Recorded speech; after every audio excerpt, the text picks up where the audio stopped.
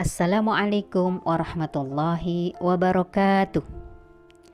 Bagaimana kabar teman-teman Al-Kindi pagi ini? Semoga selalu sehat, semangat, bahagia, dan membahagiakan orang lain. Sudah bersyukurkah kita hari ini? Kita wajib bersyukur karena Allah sudah banyak sekali memberi kenikmatan kepada kita. Dan teman-teman Al-Kindi, sudahkah kita berusaha membahagiakan orang lain? Karena kita akan bahagia jika kita bisa membahagiakan orang lain. Sudah membahagiakan ayah bunda pagi ini? Sudah membahagiakan saudara hari ini? Semoga jika pagi ini kita belum membahagiakan orang lain, kita punya niat untuk membahagiakan orang lain hari ini. Semoga Allah memudahkan itu. Alhamdulillah, saat ini kita berada di bulan Muharram. Semangat hijrah, semangat berubah menjadi lebih baik harus ada dalam diri kita.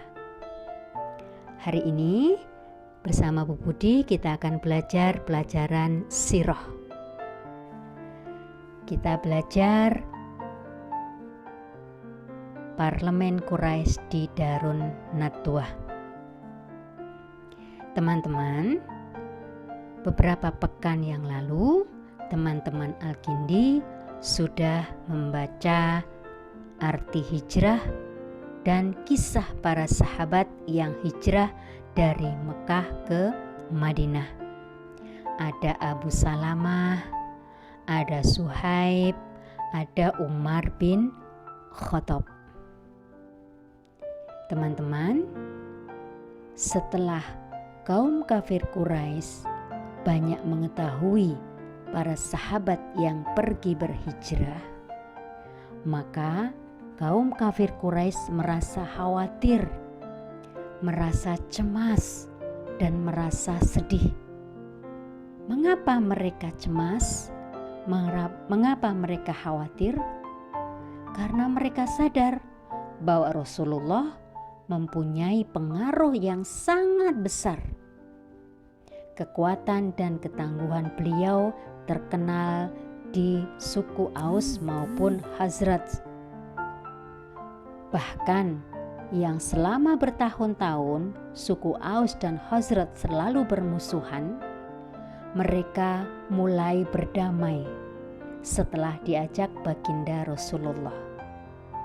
Rasulullah selalu mengajak untuk menghilangkan rasa dendam, rasa amarah antara suku Aus dan Khazraj, sehingga permusuhan semakin lama semakin berkurang.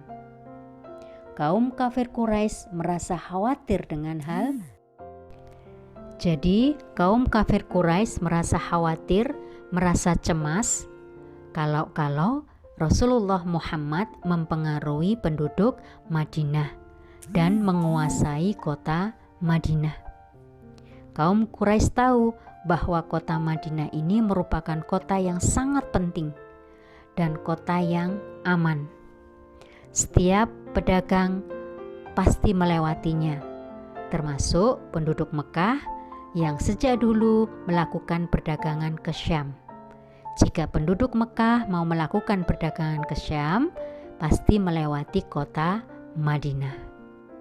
Karena ketakutan dan kecemasan itu, kaum kafir Quraisy pada hari Kamis 26 Syafar pada tahun ke-14 setelah masa kenabian, kaum kafir Quraisy mengadakan pertemuan.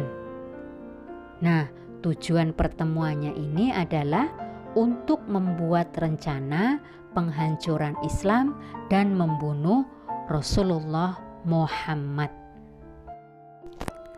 Pertemuan di Darun Nadwah ini dihadiri oleh tokoh dari kabilah-kabilah Quraisy dari pagi sampai sore hari. Dalam pertemuan tersebut, masing-masing tokoh Quraisy mengusulkan rencananya untuk membunuh baginda Rasulullah. Abul Aswad mengusulkan agar Nabi Muhammad diusir dan dibuang. Kemudian Abul Bukhturi juga mengusulkan agar Nabi Muhammad dikerangkeng besi dan dikunci dari luar sampai terbunuh. Sangat kejam usul dari Abul Bukhturi dan juga Abul Aswad. Yang ketiga ada usulan dari Abu Jahal bin Hisham. Dia mengusulkan untuk memilih beberapa pemuda terkuat yang merupakan perwakilan dari kelompok-kelompok, dari kabilah-kabilah. Jadi dipilih yang kuat-kuat, mereka dikasih senjata untuk membunuh baginda Rasulullah.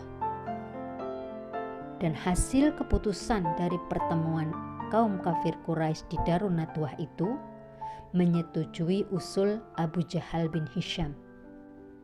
Untuk apa? Memilih pemuda terkuat yang dikasih senjata untuk membunuh baginda Rasulullah. Sekejam-kejamnya rencana kaum kafir Quraisy, Allah Maha Kuat, Allah yang melindungi Rasulullah dan orang-orang mukmin. Wa id yamkuru bikal ladzina kafaru liyusbituka aw yaqtuluka aw yukhrijuk wa yamkuruna wa yamkurullah wallahu khairul makirin. Dan ingatlah ketika orang-orang kafir Quraisy membuat tipu daya atau rencana jahat terhadapmu untuk menangkap dan memenjarakanmu atau membunuhmu atau mengusirmu, mereka membuat makar dan Allah menggagalkan tipu daya itu. Dan Allah sebaik-baik pembalas tipu daya. Jadi sekejam apapun rencana yang dibuat oleh kaum kafir Quraisy, Allah yang akan menjaga Rasulullah, Allah yang menggagalkan tipu daya itu, dan Allah yang akan membalas tipu daya itu. Teman-teman Al-Kindi, dari kisah tadi kita semakin yakin dan semakin tahu bahwa Allah adalah sebaik-baik penjaga hambanya yang bertakwa. Kalau kita ingin dijaga oleh Allah, jadikan diri kita orang yang bertakwa, sehingga seburuk apapun orang jahat ingin melukai kita, Allah lah yang menjaga. Jadilah pribadi-pribadi yang bertakwa, yang akan dekat dengan Allah dan akan senantiasa dijaga oleh Allah. Alhamdulillah, hari ini kita sudah belajar dan mengambil pelajaran dari peristiwa parlemen Quraisy di Darun Nadwah. Semoga bermanfaat apa yang kita pelajari, menjadikan kita semakin cinta kepada Rasulullah dan semakin ingin belajar lagi tentang kisah Rasulullah. Tetap bahagia, tetap membahagiakan orang lain, tetap semangat, dan ihdinas siratal mustaqim. Wassalamualaikum warahmatullahi wabarakatuh.